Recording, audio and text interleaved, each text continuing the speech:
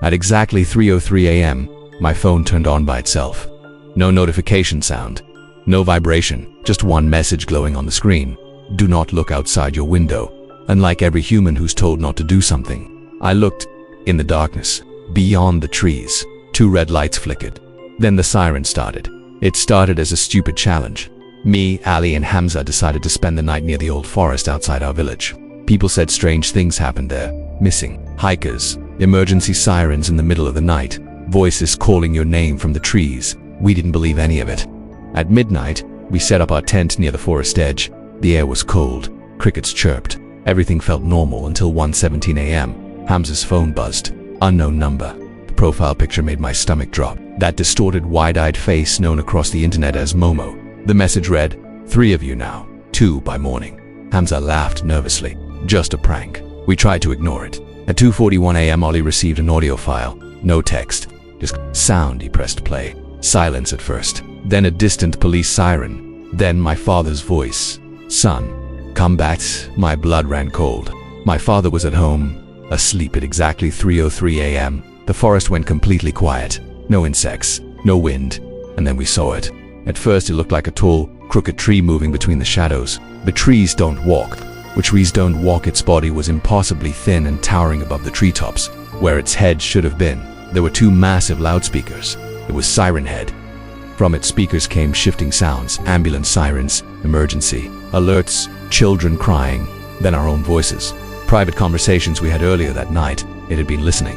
Hamza panicked and ran into the forest. The siren grew louder. Red light flickered between the trees. Then suddenly silence, a scream. We rushed toward the sound. Hamza was gone. Only his phone lay on the ground. The screen showed an incoming video call from Momo this time. She wasn't smiling, her eyes were moving, like she was watching us through the camera. Text flashed across the screen. The siren is hungry. Ollie grabbed my arm. We'll have to run. We sprinted blindly through the trees, but the siren echoed from every direction. Left, right, behind us, above us. It was impossible to tell where the creature was. Then Ollie stopped. I hear my mum, he whispered. From the darkness ahead, a familiar voice called his name gently. I grabbed him. That's not her. Too late. A massive shadow bent down. The twin speakers lowered toward him. The siren shrieked and Ollie disappeared into the dark. I was alone. My phone buzzed again. You were the most curious. The ground trembled as Sirenhead stood behind me, towering over the trees. Its speakers crackled, and then I heard it, my own voice. I'm scared. That's when I understood. It feeds on fear, so I stopped reacting. I closed my eyes, slowed my breathing, refused to run, refused to scream. The siren grew louder, louder, piercing through my skull.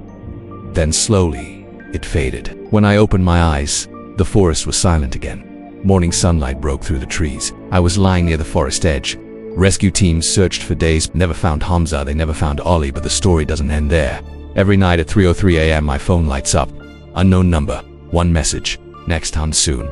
Last night it sent an audio file. 3 voices whispered together, mine, Ali's, Hamza's, and in the background, a faint siren. If you ever receive a message at 3:03 a.m. saying, do not look outside, don't.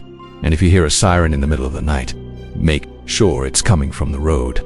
Because if it's coming from the trees, it might already know your name.